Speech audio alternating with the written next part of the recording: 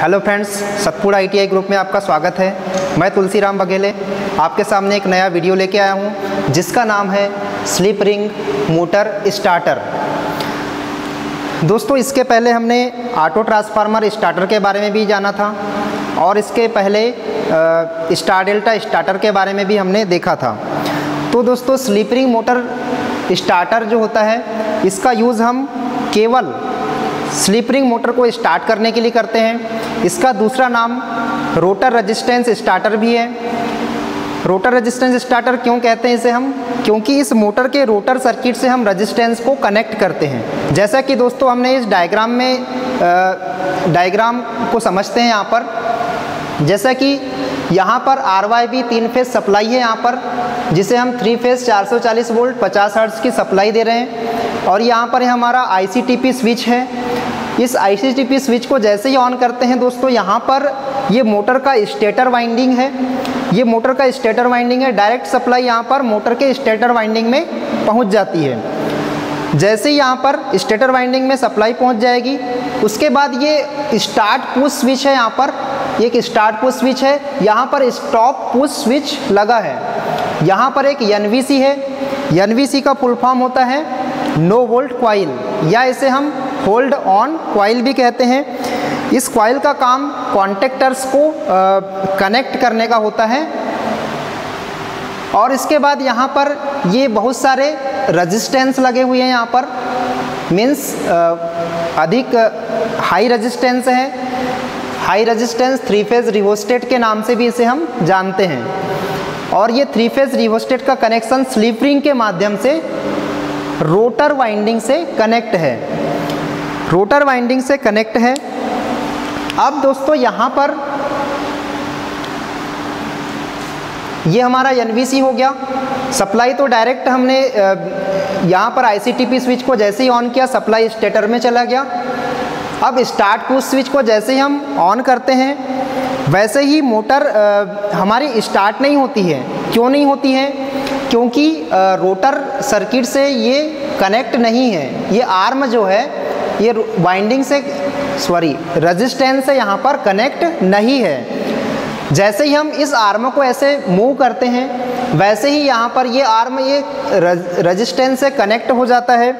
जैसे ही कनेक्ट होता है, वैसे ही ये मोटर धीरे धीरे स्पीड से, मतलब कम स्पीड से घूमने लगती है। मीन्स दोस्तों, ये मोटर कम स्पीड से मूव करेगी। मीन्स इसका N स्पीड कम, मीन्स इसका टॉर्क जो है टॉर्क T इसका ज़्यादा होगा। और इस मोटर का यूज़ हम अधिक स्टार्टिंग टॉर्क के लिए ही करते हैं। इसके बाद दोस्तों यहाँ पर जैसे हमने यहाँ पर इस आर्म को कनेक्ट किया, मोटर स्लोली घूमने लगती है। जैसे जैसे रोटर वाइंडिंग का रेजिस्टेंस को हम इस रेजिस्टेंस को जैसे जैसे कट करते जाते हैं, वैसे वैसे मोटर की स्पीड बढ़ती जाती है।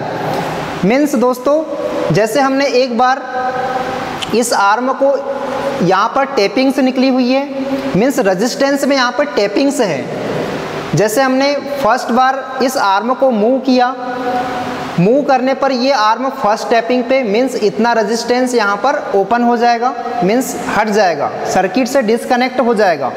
फिर उसके बाद आर्म को फिर मूव करेंगे हम यहाँ पर, तो ये सेकेंड वाला टैपिंग पे मूव करेगा, मीन्स ये रेजिस्टेंस यहाँ पर कट हो जाएगा। उसके बाद दोस्तों ये रेजिस्टेंस मीन्स ये तीनों रेजिस्टेंस ऐसे कट होते जाएंगे।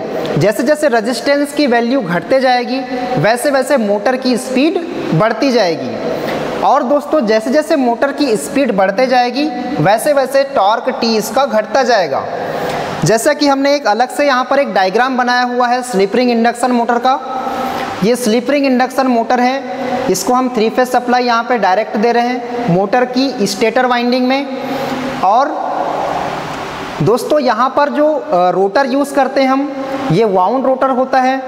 और बाकी स्क्वायरल केज इंडक्शन मोटर जो होती है, स्क्वायरल केज इंडक्शन मोटर में हम रोटर में छड़ स्थापित करते हैं, कॉपर बार्स स्थापित कर देते हैं। But slip ring induction motor के रोटर में हम वाउंड रोटर का यूज़ करते हैं, मीन्स इसमें पतले तार की वाइंडिंग करते हैं। और इन वाइंडिंग के जो 3 कनेक्शंस जो होते हैं इसे हम स्लिप रिंग से कनेक्ट कर देते हैं। और दोस्तों ये जो अलग से जो ये डायग्राम बना हुआ है ये स्लिप रिंग इंडक्शन मोटर का डायग्राम है। इसमें 3 फेज 440 वोल्ट 50 हर्ट्ज की सप्लाई जो दे रहे हैं ये मोटर की स्टेटर वाइंडिंग में दे रहे हैं। और इसके अंदर जो यहाँ पे रोटर होता है जिसमें वाउंड रोटर जिसे हम कहते हैं, जिसमें पतले तार की वाइंडिंग करते हैं, ये वाइंडिंग के तीनों कनेक्शन यहाँ पर ये स्लिप रिंग से कनेक्ट होते हैं। ब्रश के माध्यम से, ब्रश होल्डर के माध्यम से यहाँ पर कनेक्ट होता है ये। और ये हमारा रोटर रेजिस्टेंस यहाँ पर लगा है, या इसे हम 3 फेज रिहोस्टेट भी कहते हैं। अब दोस्तों यहाँ पर सबसे पहले बात ये है कि ये ओवरलोड रिले जो लगा है, ये ओवरलोड रिले का क्या वर्क है। मोटर में या फिर स्टार्टर की बात करें हम, स्टार्टर में ओवरलोड रिले का क्या वर्क होता है। मीन्स ओवरलोड से ही समझ में आ रहा है, जब मोटर में लोड का मान बढ़ जाता है, मीन्स मोटर जब ओवरलोड हो जाती है तो मोटर की स्टेटर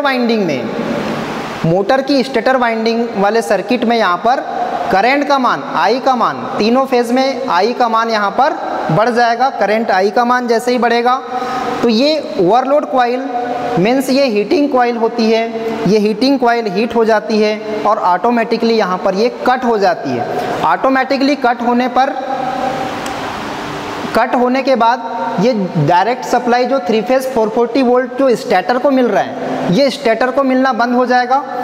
और दोस्तों स्टेटर को सप्लाई देने पर स्टेटर में क्या बनता है, रोटेटिंग मैग्नेटिक फील्ड बनता है, घूमने वाला चुंबकीय क्षेत्र बनता है।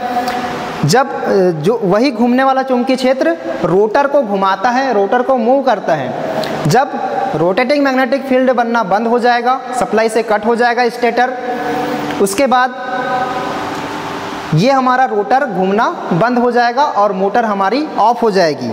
तो दोस्तों आज हमने देखा यहाँ पर स्लिप रिंग मोटर स्टार्टर के बारे में।